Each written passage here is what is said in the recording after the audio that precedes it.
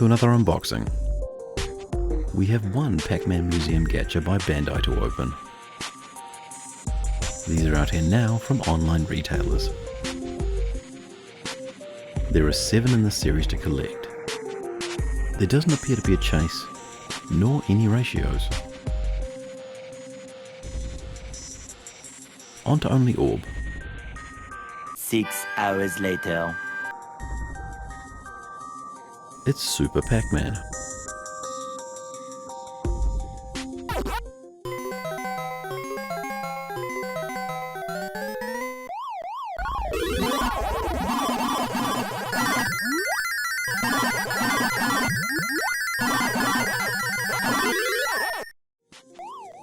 With an embarrassingly slow and flubbed opening, you'd think we'd never done this before.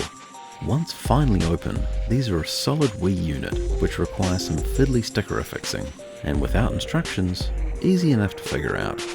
There's no real sculpting here, but the stickers are vibrant enough.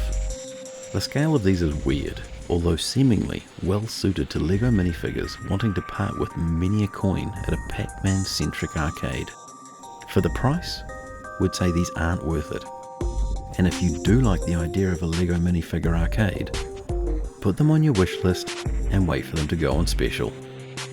But for now, that's all we have time for. And keep your eye right here, right here.